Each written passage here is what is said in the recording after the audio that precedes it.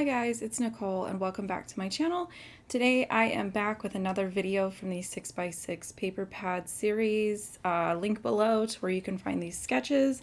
I know a lot of you are following along and we are all in the Facebook group that Allison Davis is hosting. I think I mentioned it in a previous video, but I'll post a link again in the description box. But she did just open up a group number 2 that I believe starts like the first week in October, and I went ahead and joined week 2, or not week 2, group 2. I'm not going to be doing another run of layouts. I'm just going to continue to share the layouts that you guys have already seen on my channel, but I'm going to post them there just as I like the sharing and I like the being able to like talk about the stuff in the different groups. So I went ahead and just joined group 2. That way I can kind of get more inspiration from some other people as well. So I'm playing a little bit of catch up. I have already shared with you guys sketches 11, 12, 14, and 15. So I'm playing catch up with sketch number 13. And I kind of had to give up on the plan that I had in my prep video. Originally, I wanted to use an 8x8 pad from October Afternoon, and I finally gave up looking for it. And when I was looking for that, I came across this Simple Story 6x8 that I had purchased recently, and I knew that that would work just as well. Basically, I wanted the 8-inch size. I've done an 8-inch modification on 6x6 sketches before, and it's something that I kind of forget about. So it was something that I wanted to do at some point within the 20 sketches, and this one was just the one that I felt like it was going to work the best for me, mostly just because I don't like to have a lot of open white space. So I wanted to be able to just kind of bump up my paper size by 2 inches and kind of fill in a little bit more of the white space.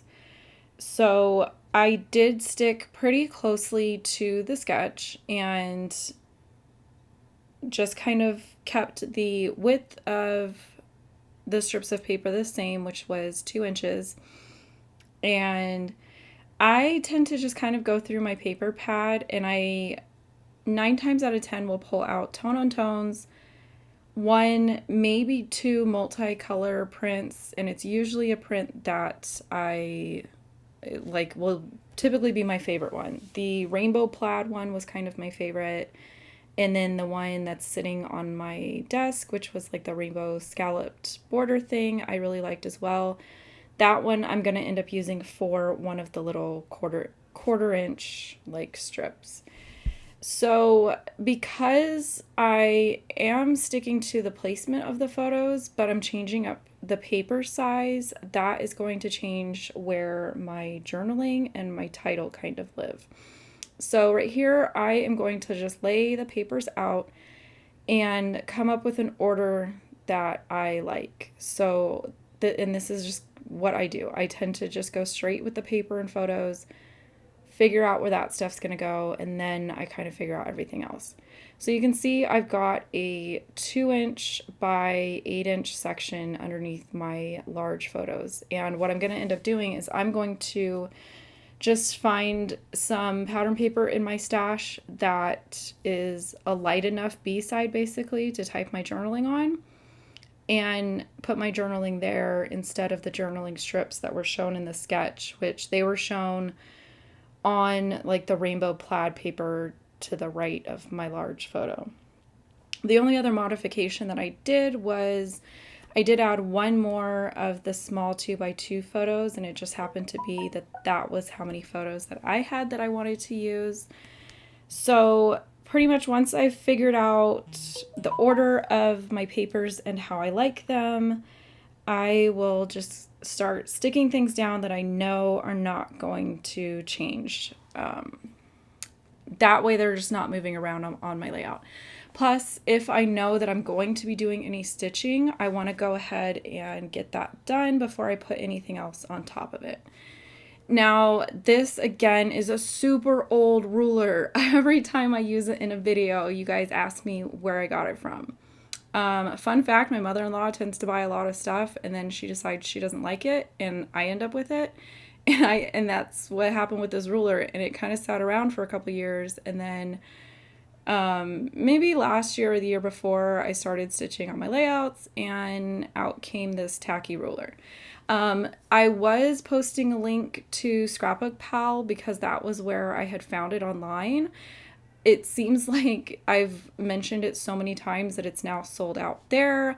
One of you guys was able to find it on Amazon, so I'll post a link below on Amazon. So if you have Amazon Prime, it's a little bit pricier at like $9 or $10, I think, but if you have Prime, you don't have to pay for shipping. But there's tons of other rulers out there. There's one that I can't remember who makes it, and I kind of want to order one if they still make it to test it out, because I think it's a little bit sturdier, but it doesn't have the tack, and I like the tack. I like it that it sticks to my paper because I'm kind of clumsy, and I can get going pretty quick if the ruler's not moving, basically. So here's the journaling that I was talking about. I just went ahead and ran it through my printer, and this is just a scrap of some Simple Stories Basics paper. I think I even picked one that was cream colored, even though this paper is got a like white to it. It's not a cream based collection. I don't really care. I don't really get that invested in things like that. I just kind of go with what I like. I go with what my journaling is going to stand out on if I print on top of it. So, and then I did not film the stitching. Basically, I stitched very quietly while my fourth grader was in one of his classes, and I just did tone on tone stitching. So I used a bright green thread on the bright green paper. I used a like darker blue on the dark blue paper. And then the multicolor plaid paper, I stitched that with just some white thread. So here I am just figuring out where I'm going to put my photos because I did have to move everything. And then none of these are glued down, but basically while I was sitting on a video chat with another scrapbooking friend, I just played around with the die cuts, and that tends to work for me, where instead of focusing on the die cuts and kind of getting overwhelmed of not being able to make a decision or figure out where I want to put them, if I'm doing something else, or I'm talking to somebody, or I'm watching a show, or I'm listening to a podcast or book, it kind of takes the stress, I guess, out of the situation, and I can kind of move on and just figure out a home for everything, if hopefully that makes sense. And so this is typically the part in a layout where I kind of will just go my own way based on the modifications that I've already made to the layout. So my two photos are kind of stacked up on the left. Her sketch depicted them kind of going more horizontally below one of the photos. I kind of changed up the title and put it lower, and again, I moved the journaling. And then over here on the right, I again just kind of did whatever I felt like I liked. The sketch depicts one 2x2 photo up here. I've got two of them, and then I just kind of picked some more of the die cuts and just kind of made clusters the way that I wanted them. And I did pretty much stick to the die cut pack. I feel like those come with so much stuff that even though I've used probably 15 or 20 of them on this layout, there's still a ton left, and I kind of like the matchy most of the time.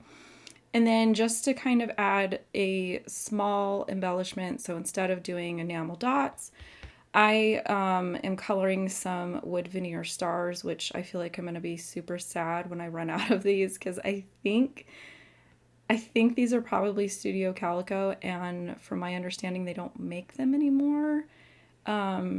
Correct me if I'm wrong down in the comments. I don't really use wood veneer that much, but I do really like these stars and the little like potty people, but only the little teeny tiny ones. For some reason, those big ones, I'm like, no.